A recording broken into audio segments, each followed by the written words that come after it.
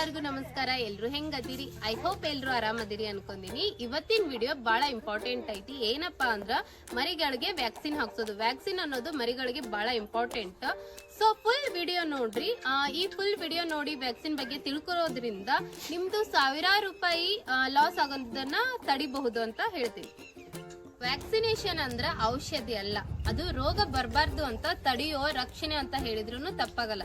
ಯಾಕಂದ್ರೆ ಒಂದ್ಸರಿ ಒಂದು ರೋಗ ಬಂತಂದ್ರೆ ನೀವು ಎಷ್ಟೇ ಔಷಧಿ ಕೊಟ್ರು ಆ ಎಲ್ಲಾ ಮರಿಗಳು ಉಳಿಯುವಂತ ಚಾನ್ಸಸ್ ಬಹಳ ಕಡಿಮೆ ಇರುತ್ತ. ಆದ್ರ ವ್ಯಾಕ್ಸಿನೇಷನ್ ಮಾಡಿಸೋದ್ರಿಂದ 90% ರೋಗ ಬರೋದನ್ನ ನಾವು ತಡಿಬಹುದು. ಈಗ ಮುಖ್ಯವಾದ ಲಸಿಕೆಗಳ ಬಗ್ಗೆ ಮಾತಾಡೋಣಂತ. ಮೊದಲನೇದಾಗಿ ಬರೋದು PPR ಅಂದ್ರೆ ಏನಂತ ತಿಳ್ಕೊಳ್ಳೋಣ. PPR ಅನ್ನೋದೊಂದು ಡೇಂಜರಸ್ ರೋಗ. ಈ ರೋಗ ಬಂತಂದ್ರೆ ಮೇನ್ ಆಗಿ ಬರೋದು ಆಡು ಮತ್ತ ಕುರಿಗಳಿಗೆ. ಬಂತಂದ್ರೆ ಸಾವನ್ನಪ್ಪುವಂತ ಚಾನ್ಸಸ್ ಬಾಳ ಇರ್ತಾವ.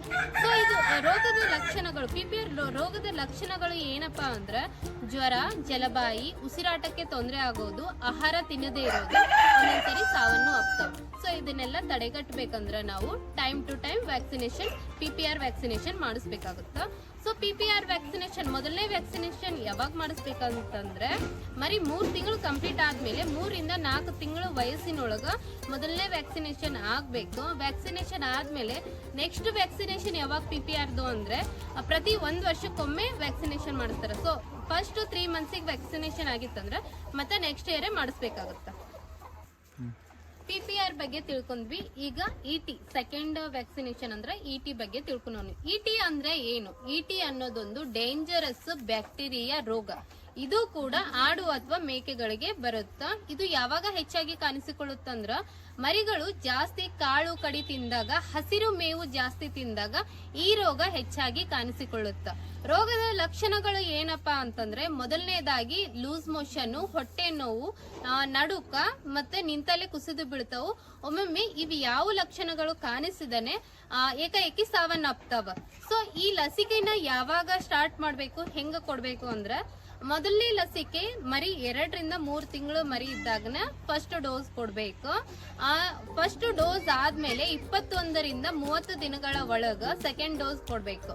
ಈ 2 ಡೋಸ್ ಆದ್ಮೇಲೆ ನೆಕ್ಸ್ಟ್ ಡೋಸ್ ಏನಿರ್ತಲ್ಲ ವರ್ಷಕ್ಕೊಮ್ಮೆ ಇರುತ್ತ. ಸೊ ಈ ತರ ಡೋಸ್ಗಳನ್ನ ಕೊಡ್ಬೇಕು. ಇದನ್ನ ಯಾವಾಗ ಕೊಟ್ರೆ ಉತ್ತಮ ಅಂತ ಕೇಳೋದಾದ್ರೆ ಮಳೆಗಾಲಕ್ಕಿಂತ ಮುಂಚೆನೆ ಈ ಡೋಸ್ ET ವ್ಯಾಕ್ಸಿನ್ ಮಾಡಿಸ್ರಿ. ಅದಾದ್ಮೇಲೆ ನೀವೇನಾದ್ರೂ ಆಹಾರದೊಳಗ ಚೇಂಜಸ್ ಮಾಡಾತಿರಿ ಅಂದ್ರ ET ವ್ಯಾಕ್ಸಿನೇಷನ್ ಅದಕ್ಕಿಂತ ಮುಂಚೆ ಮಾಡಿಸ್ರಿ ಅಂತ ಹೇಳ್ತೀವಿ. ಈಗ ನೀವು 2 ಲಸಿಕೆ ಬಗ್ಗೆ ತಿಳ್ಕೊಂಡ್ರಿ. ನೀವು ನಾರ್ಮಲ್ ಆಗಿ ಈ ಲಸಿಕೆಗಳ ಬಗ್ಗೆ ಗೊತ್ತಿರುತ್ತೆ, ಕೇಳಿರ್ತೀರಿ. ಆದ್ರೆ ಈಗ ಹೇಳುವಂತ ಲಸಿಕೆ ಕೆಲವೊಬ್ಬರಿಗೆ ಗೊತ್ತಿರುತ್ತ, ಇನ್ನು ಕೆಲವೊಬ್ಬರಿಗೆ ಗೊತ್ತಿರಲ್ಲ. ಸೊ ಅದು ಯಾವ್ದಪ್ಪ ಅಂತಂದ್ರೆ ಶಿಪ್ ಪಾಕ್ಸ್ ಮತ್ತೆ ಗೋಟ್ ಪಾಕ್ಸ್ ಅಂತ ಹೇಳಿ. ಇದು ಶಿಪ್ ಪಾಕ್ಸ್ ಮತ್ತೆ ಗೋಟ್ ಪಾಕ್ಸ್ ಅಂದ್ರೆ ಏನಂತ ತಿಳ್ಕೊಳೋಣ. ಇದು ಒಂದು ವೈರಲ್ ಡೇಂಜರಸ್ ರೋಗ ಅಂತಾನೆ ಹೇಳ್ಬೋದು.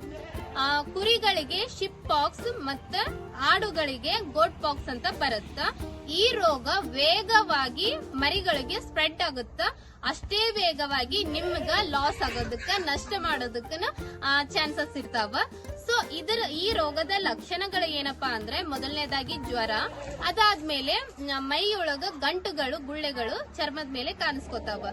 ಸೊ ಮುಖ್ಯವಾಗಿ ಎಲ್ಲಿ ಕಾಣಿಸ್ಕೊಳುತ್ತ ಅಂದ್ರೆ ಆ ಗಂಟುಗಳು ಮುಖದ ಮೇಲೆ, ಕಿವಿ ಮೇಲೆ ಮತ್ತೆ ಹೊಟ್ಟೆ ಭಾಗದಲ್ಲಿ ಮತ್ತೆ ಕೈಕಾಲಿಗೆ ಆ ಗಂಟುಗಳು ಕಾಣಿಸ್ಕೊತಾವ.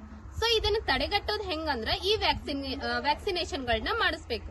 ಶಿಪ್ ಪಾಕ್ಸ್ ಕುರಿಗಳಿಗೆ, ಗೋಟ್ ಪಾಕ್ಸ್ ಅನ್ನೋ ವ್ಯಾಕ್ಸಿನೇಷನ್ ಆಡುಗಳಿಗೆ ಮಾಡಿಸ್ಬೇಕಾಗುತ್ತ. ಸೊ ಮೊದಲನೇ ವ್ಯಾಕ್ಸಿನೇಷನ್ ಇದು ಕೂಡ ಸೇಮ್ 3 ತಿಂಗಳು ಮರಿಯಿಂದ ಸ್ಟಾರ್ಟ್ ಆಗ್ಬೇಕು. ಮರು ಡೋಸ್ ಯಾವಾಗ ಕೊಡ್ಬೇಕಂದ್ರ ವರ್ಷಕ್ಕೊಮ್ಮೆ ಕೊಡ್ಬೇಕು. ಸೊ ಇದನ್ನ ಕೊಡೋದ್ರಿಂದ ನೀವು ದೊಡ್ಡ ಮಟ್ಟದ ಲಾಸ್ ಅನ್ನ, ನಷ್ಟವನ್ನ ತಡೆಗಟ್ಟಬಹುದಂತ ಹೇಳ್ಬೋದು. ಸೊ ಇಷ್ಟೊತ್ತು ನೀವು 3 ರೋಗಗಳು ಮತ್ತೆ ಅದಕ್ಕೆ ಕೊಡುವಂತ ವ್ಯಾಕ್ಸಿನೇಷನ್ ಬಗ್ಗೆ ತಿಳ್ಕೊಂಡ್ರಿ. ಈಗ 4ನೇದು ಫೈನಲ್ ಇದು. ಸೊ 4ನೇ ರೋಗ ಯಾವ್ದಪ್ಪ ಅಂದ್ರ FMD ಅಂದ್ರೆ ಏನು? FMD ಅನ್ನೋದು ಕೂಡ ಒಂದು ತೀವ್ರವಾಗಿ ವೈರಲ್ ಆಗುವಂತ ರೋಗ. ಸೊ ಇದು ಯಾವ ಪ್ರಾಣಿಗಳಿಗೆ ಬರುತ್ತಾ ಅಂದ್ರೆ ಕುರಿ, ಮೇಕೆ, ಎಮ್ಮೆ, ಹಸು ಎಲ್ಲಾ ಪ್ರಾಣಿಗಳಿಗೂ ಬರುತ್ತಾ. ನೀವು ಇಷ್ಟೊತ್ತು ನೋಡಿರುವಂತ 3 ರೋಗಗಳು ಬರೀ ಕುರಿ ಅಥವಾ ಮೇಕೆಗಳಿಗೆ ಬರ್ತಿತ್ತು. ಆದ್ರೆ FMD ಹಸು, ಎಮ್ಮೆ ಕೂಡಕ್ಕೂ ಬರುತ್ತ. ಸೊ ಈ ರೋಗದ ಲಕ್ಷಣಗಳು ಏನಪ್ಪಾ ಅಂದ್ರ ಜ್ವರ ಮತ್ತೆ ಬಾಯಿ ಹುಣ್ಣು, ಕಾಲು ಹುಣ್ಣು ಅಂತಾರೆ. ಸೊ ಬಾಯಿ ಒಳಗ ಗುಳ್ಳೆ ಅಥವಾ ಗಾಯಗಳಾಗಿರ್ತಾವು, ಕಾಲುಗಳ ಮಧ್ಯ ಗಾಯ ಅಥವಾ ಗುಳ್ಳೆಗಳು. ಅದನ್ನ ಬಿಟ್ಟು ನಾವು ಪ್ರಾಣಿಗಳಿಗೆ ಅಡ್ಡಾಡಕ್ಕೂ ಕಷ್ಟ ಆಗ್ತಿರ್ತೈತಿ. ಅದನ್ನ ಬಿಟ್ಟು ನೆಕ್ಸ್ಟ್ ಹಾಲು ಕೊಡುವಂತಹ ಪ್ರಾಣಿಗಳು ಹಾಲು ಕೊಡೋದು ಕಡಿಮೆ ಮಾಡುತ್ತ. ಆ ಟೈಮಿಗೆ ನಾವು FMD ಮಾಡಿಸೋದು, ಅದಕ್ಕಿಂತ ಮುಂಚೆ ಮಾಡಿಸೋದು ಉತ್ತಮ ಅಂತ ಹೇಳ್ತೀನಿ. ಇನ್ನ FMD ಲಸಿಕೆ ಯಾವಾಗ ಕೊಡ್ಬೇಕು ಅನ್ನೋದಕ್ಕೆ ಬಂದ್ರೆ, ಫಸ್ಟ್ ಡೋಸ್ ಯಾವಾಗ ಕೊಡ್ಬೇಕಂದ್ರೆ, ಫಸ್ಟ್ ಡೋಸು ಮರಿಗಳು ಅಥವಾ ಪ್ರಾಣಿಗಳು 4 ತಿಂಗಳು ಆದ್ಮೇಲೆ ಫಸ್ಟ್ ಡೋಸ್ FMD ಕೊಡ್ತಾರ, ಫಸ್ಟ್ ವ್ಯಾಕ್ಸಿನೇಷನ್ ಮಾಡಿಸ್ತಾರ. ಸೊ ಈ ಫಸ್ಟ್ ವ್ಯಾಕ್ಸಿನೇಷನ್ ಆದ್ಮೇಲೆ, ಫಸ್ಟ್ ಡೋಸ್ ಆದ್ಮೇಲೆ ಸೆಕೆಂಡ್ ಡೋಸ್ ಏನಿರ್ತಲ್ಲ ಪ್ರತಿ 6 ತಿಂಗಳಿಗೊಮ್ಮೆ ಇರ್ತ. ಸೊ ಹಂಗಂತ ವರ್ಷಕ್ಕೆ 2 ಸರಿ FMD ಮಾಡಿಸೋದು ಅತಿ ಮುಖ್ಯವಾಗಿರುತ್ತ.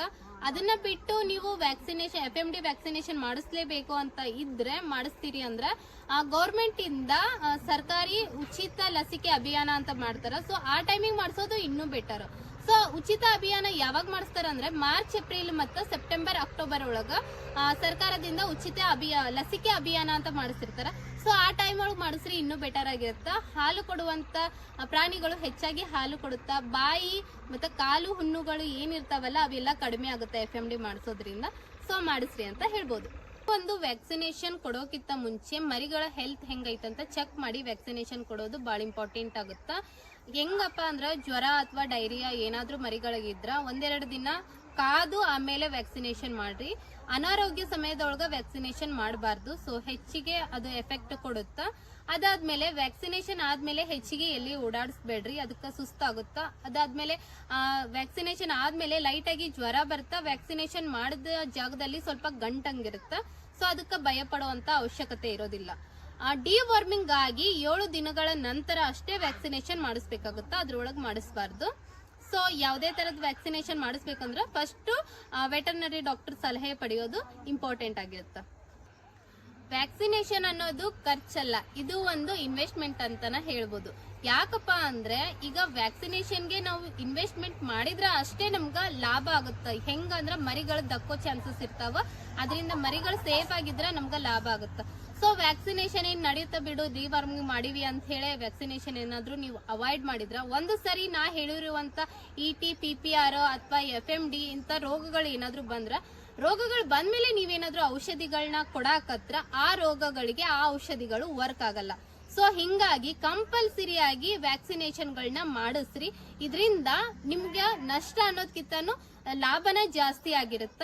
ಸೊ ವ್ಯಾಕ್ಸಿನೇಷನ್ ಬಗ್ಗೆ ನನ್ಗೆ ಗೊತ್ತಿದ್ದಷ್ಟು ಮಾಹಿತಿನ ನಿಮ್ಗೆ ಕೊಟ್ಟೀನಿ. ಸೊ ಈ ಮಾಹಿತಿ ಏನಾದ್ರೂ ನಿಮ್ಗೆ ಇಷ್ಟ ಆಗಿದ್ರೆ ಈ ವಿಡಿಯೋಗೊಂದು ಲೈಕ್ ಕೊಡ್ರಿ. ಅಂಡ್ ಇಂಥ ಹೆಚ್ಚಿನ ಮಾಹಿತಿಯ ವಿಡಿಯೋಗಳು ನಿಮ್ಗೆ ಬೇಕಂದ್ರೆ ನನ್ನ ಚಾನೆಲ್ನ ಈಗ ಸಬ್ಸ್ಕ್ರೈಬ್ ಮಾಡ್ಕೊರಿ. ಗೊತ್ತಿಲ್ಲದವರಿಗೂ ಈ ವಿಡಿಯೋನ ಶೇರ್ ಮಾಡ್ರಿ. And thank you for watching all.